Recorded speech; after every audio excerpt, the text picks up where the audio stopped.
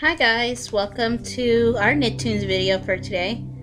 I may not put up as many this week because I'm going back to school on Saturday and I kind of need to focus a little bit more on my packing, plus a lot of clothes that I'm washing, a lot of clothes. So for today, as if you heard me mention before, I'm doing a webcomic called The Ink Club coming out soon in about 4 days. So please watch out for the link, watch out for the description below. And this week we're going to be coloring some character pages. You can tell me in the comments below or on the DeviantArt which one is your favorite. But this one's going to be our main character. I'm not going to say what her name is or what she does right now because it'll be in the description of the DeviantArt page. Anyway, yesterday I also went to a nice seminar on storytelling for comic books, which I really liked, even though I misunderstood the initial reasoning. Turns out it's actually made for just reading comic books in general, not for writers. But it helped out a lot. And a man named Andy was so nice. He actually works at the local comic book store that I love to frequent, called Heroes Aren't Hard to Find in Charlotte, North Carolina. Please go there. It is amazing. I love it there so much. They have every comic book you can think of, including ones on back order. And they will sell you the sleeves if you need them to keep your comic books in check. And while there weren't a lot of people at the seminar, it was really interesting. So much that we actually ran over the time we were supposed to leave by 30 minutes. But nobody really minded. No one really had to go anywhere. And let's see, what else can we talk about today?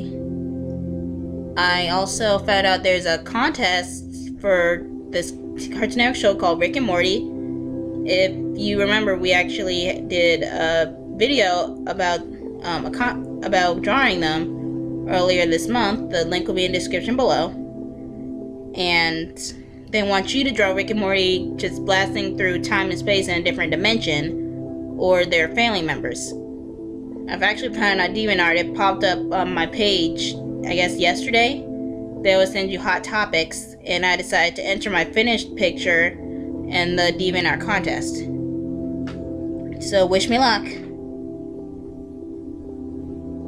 And I want to ask you guys, please, I want these comments to be age appropriate. I don't want any profanity or pornographic instructions. I had a bit of an issue with that.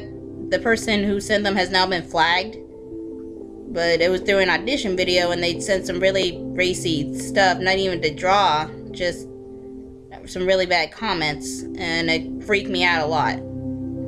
I want this to be a family-friendly place, just for people to get along with. I don't want to see any trolls on any of these videos. I don't want to hear anything about trying to solicit things from people, because you don't even know how old some of these people on these pages are. They could say they're 18 or 16 to get on YouTube, but they're probably not that old. I know I was 12 when I signed on. But just to be sure, please do not leave anything like that on these pages. I don't want to run people off with all these comments, all these rude comments. It may just be me, because I don't like that stuff. But if it makes you feel uncomfortable, please report it. I do not care. Next up on our list. Do you guys like the background? I'm actually used to doing it with ink, and this will be one of the first times I've actually drawn this character before in a lot of colors, but usually the backgrounds are usually covered in ink, so it's like black and gray all the time.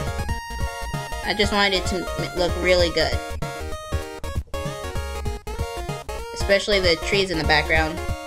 Each character will be in front of a different background, usually where they work, or somewhere where they frequent constantly. Since the point of this strip is that these people, or creatures if you want to call them, have a special connection through different ways. They actually, some of them have jobs that they need bills to be paid, and they're not really stretching out all their money, which is why the ink club is here. And it enhances friendships, it encourages them, and working in teams.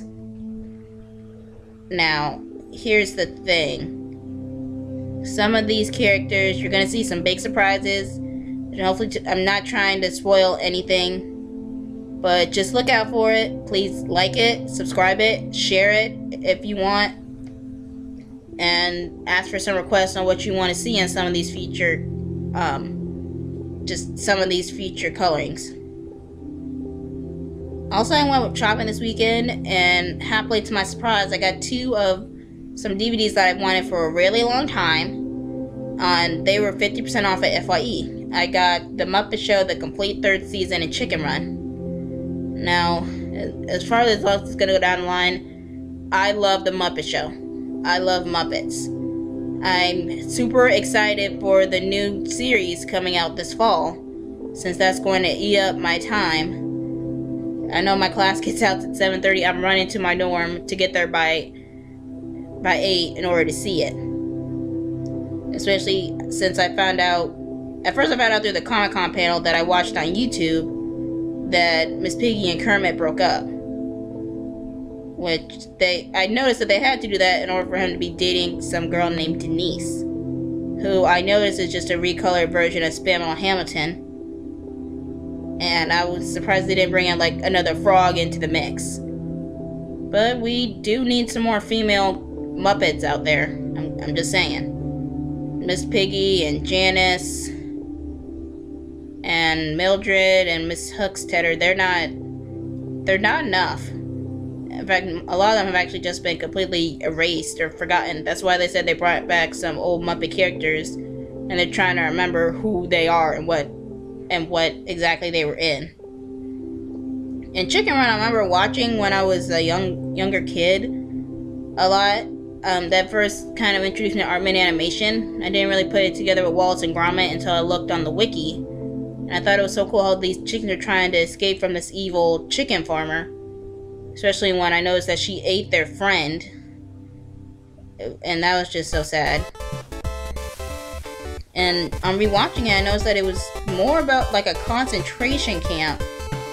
And I guess that was probably the point.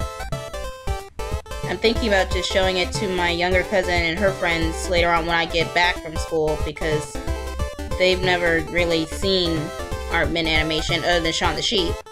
And that I had to explain to them because it was British and nobody talked, and they lost so many plot points. And I just want to enrich them in some of this younger, or some of these older arts, because they're already engrossed in Star vs. the Forces of Evil and Peppa Pig, but not really in the classics. But thank you so much for watching my video. Click on the descriptions below. Please click on my Etsy to support the artist.